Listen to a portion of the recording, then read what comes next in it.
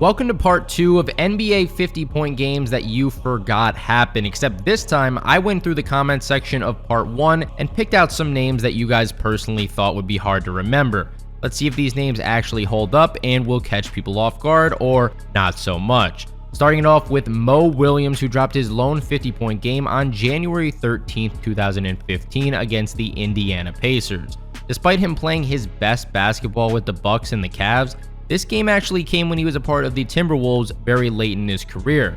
Throughout his time in the NBA, Williams only averaged right around 13 points per game, so this night was definitely an anomaly for him. And let me tell you, the Timberwolves desperately needed someone to step up and score, as their record heading into this game was just 5-31. Williams baseline, and we're tied. 2 home games this week. Detroit here on Friday, and that's Mo Williams. You can tell what a full day of practice has done for this team.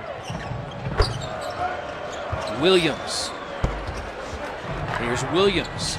It's all about Mo Williams now, and he has 23. And quietly on defense playing middle linebacker, and that's Mo Williams again. The fourth quarter.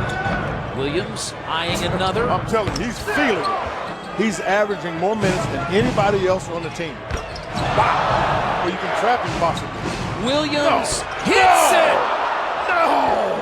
Williams played the most out of any player on either team that night with 43 minutes and 48 seconds on the court. As you can see, he utilized that time very well, scoring 52 points, shooting 19 for 33 from the field, 6 for 11 from deep, and 8 for 9 from the line.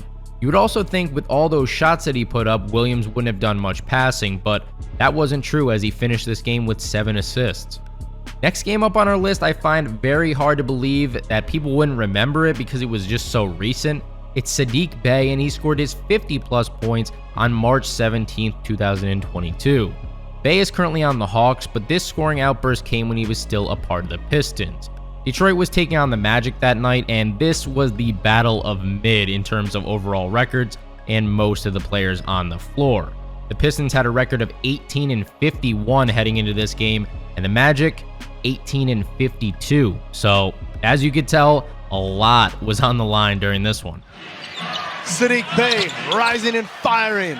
From Wagner, Franz Wagner right now. Saddiq Bey from the corner. Joseph. Stewart. Bey. Bucket! Get that spring in the step after the ACL surgery. Saddiq Bey lines it up. 10 to shoot. Eyes the clock. Steps into a 3 from the corner. Baseline jumper. Oh, perfect! Bey, mid-range, got it. 2 off for career high. Surveying it, offers it up for Saddiq Bey. Just knock a free throw down. 50. Hats off to that man right there, folks. Make it 51. Bey took over in this one, totaling 51 points at the end of the night, shooting 17 for 27 overall, 10 for 14 from 3, 7 for 10 from the free throw line, and added on 9 rebounds to go along with it. Although he had the ball in his hands quite a bit that night, Bey managed to limit himself to just 1 turnover, which was very impressive and played a huge part in the Pistons winning that game 134-120. I feel like this next player is maybe one of the least surprising out of the ones we're going to talk about in today's video. It's Khris Middleton on January 28th, 2020 against the Washington Wizards. If you watched part 1 of this series, then you would know that most of those 50-point games that we talked about happened in January, and so far 2 out of the 3 we mentioned in this video were also in January. So if you guys are looking to place any bets on random players scoring 50, I would do it in the first month of the year. Anyways, Middleton and the Bucks came into this game the much better team, and that would show during this one. They put on an offensive clinic. Logan's at that position. It'll be Davis Bertans soon. Khris Middleton. Khris Middleton. Chip on that. How could they not be considered one of the greatest? Aware of it is to stay on these referees, not let them think the Bucks are. 7 for 7. Middleton, yes! Plenty of time on the shot clock, just now under 10. Middleton, yes! Oh, a career high 51, a season high for any Bucks player. I warned you guys before the clips played, 151 points for the Bucks, and they ended up beating the Wizards by 20 points. Quick shout out to Bradley Beal, by the way, on Washington for putting up 47 points in this game. He actually kept it from not being, a complete blowout. But Middleton finished this game with a double-double, actually. 51 points, 16 for 26 from the field, 7 for 10 from 3, a perfect 12 for 12 from the line, and added on 10 rebounds. Let's head on to another game that happened within this current decade. Fred VanVleet caught fire on February 2nd, 2021 in a matchup against the Orlando Magic. This was back when Fred was still on the Raptors, and he did end up finishing out that season as the second highest scorer, just behind Pascal Siakam, averaging 19.6 per game. But once again, there's a big difference between even averaging nearly 20 per game and scoring 50. That was not going to stop VanVleet on this night. He would not be denied, and it was certainly special for him. A little over 3 minutes, and there's the first field goal of the game. Powell, Siakam, VanVleet for 3. It's good. Shot clock under 5. A long 3 by VanVleet is good. He gives to VanVleet.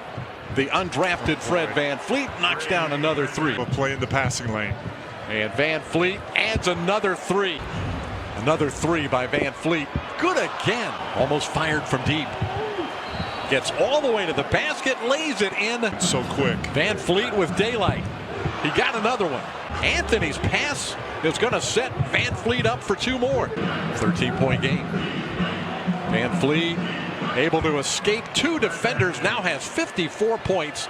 A Raptors franchise high. Everything kind of just fell into place for VanVleet during that game. Siakam and Kyle Lowry both had below average shooting nights for their standards, and Fred stepped up huge. Don't be fooled, I did say Lowry didn't shoot well in this one, but he did play his part by getting a triple-double that night. As for VanVleet, he was a flamethrower, scoring 54 points, shooting 17 for 23 from the field, an incredible 11 for 14 from 3, and a perfect 9 for 9 from the line. All that combined led to the Raptors winning this game 123-108 over the Magic. We briefly talked about those January games earlier. You know it's time to go back and talk about another one. January 2nd, 2001, Tony Delk, who was a part of the Phoenix Suns at the time, they were up against the Kings on that night. That Sacramento roster, by the way, was no easy task to get through. Peja Stojakovic, Vlade Divac, Doug Christie, Jason Williams, and Chris Webber. Talk about a tough game to handle. That didn't faze Tony Delk, though, as he was determined to keep the Suns in this one as long as he possibly could. If you're just joining us, Chris Webber was ejected from the ball. Delk. And a 2-pointer will Tony. Tony Delk, oh man.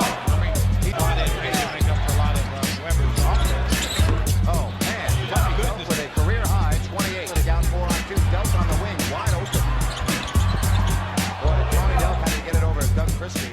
Listen, Delk put on a show, that's for sure, but it still wouldn't end up being enough for the Suns to win this game. They lost by a final score of 121-117, but Phoenix did manage to send this one into OT. Delk finished that game with 53 points, shooting 20 for 27 from the floor, missed his only 3-pointer that he took, and made 13 of his 15 free throw attempts. By the way, that whole season was really a standout year for Delk. He was always a bench player, but that 2000 to 2001 season, he played in all 82 games and averaged the highest points per game of his entire career. This next player up was super random, dropping his 50-point game out of nowhere. Damon Stoudamire had an up-and-down career, to say the least. He got off to a very hot start, winning the Rookie of the Year award in the 95-96 season, played around that same level for about 2 years after that, scoring around 19 per game, and then just dropped to about 12 for the rest of his career. So with that information in mind, you would expect his lone 50-point game to come within those first few years, right?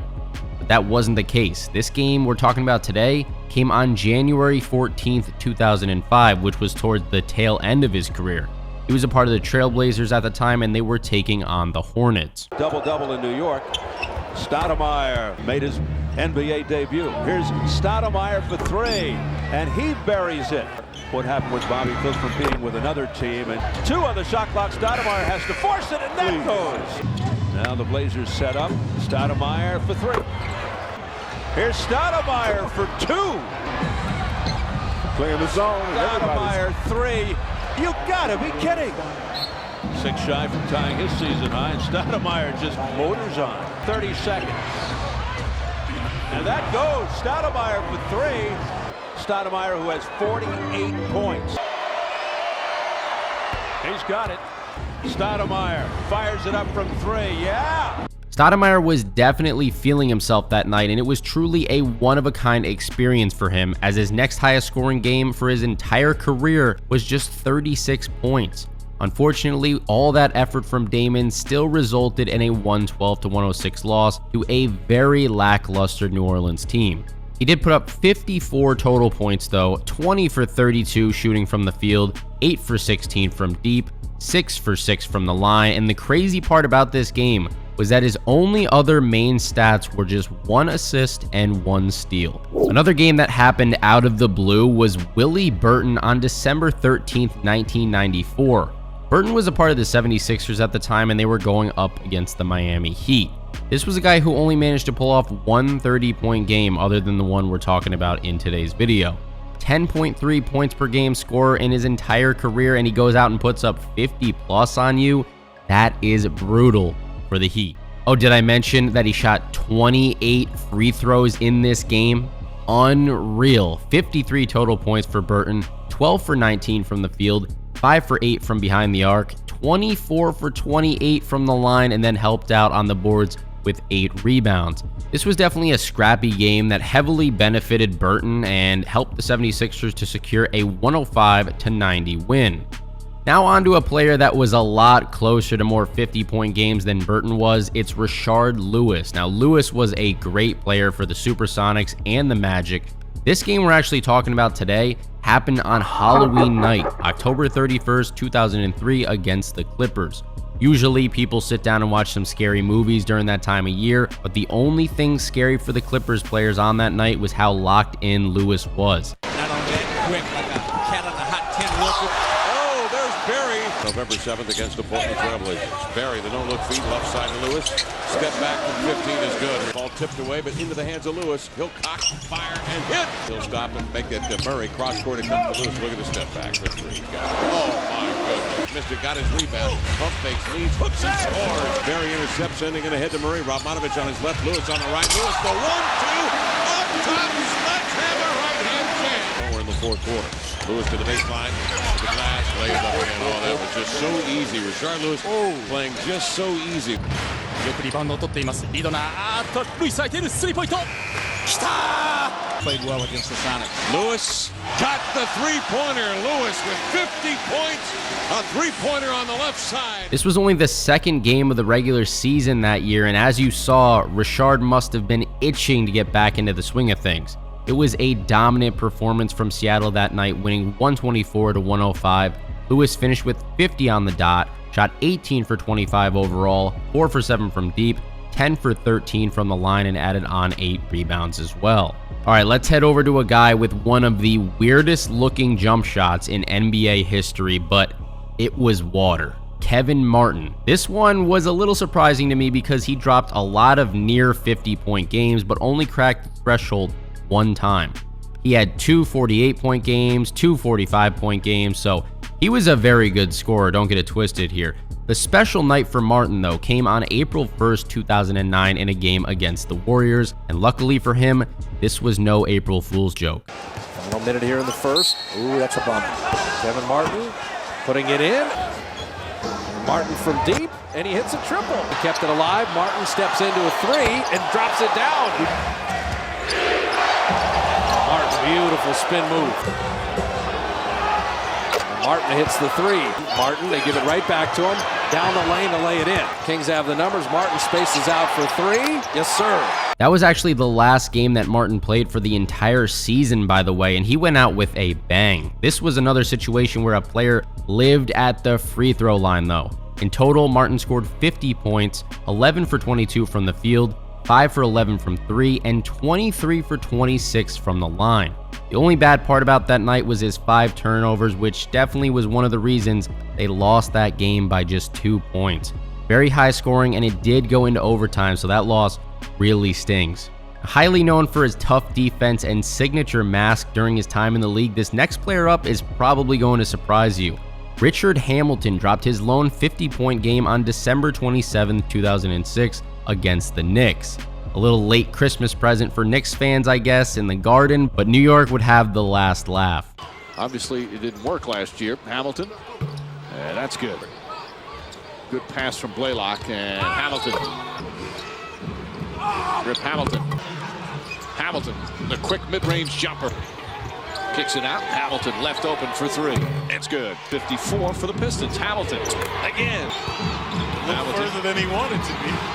And Hamilton gets in. Boy, he is just superb. Have an extra period once again. Hamilton, that's good. Rip Hamilton to fake, trying to draw the foul, and still knocks it down. Thought he traveled. Shot clock at 4. Hamilton puts it up. Oh, he puts it in. A milestone of 50 points right here. 7. That's the last time a player has scored 50 against the Knicks until now. Some people might have a problem with this one, as it took him 2 overtimes to get to his 50 points. I mean, the game in total went to 3 overtimes, but he didn't end up scoring any points in that 3rd overtime.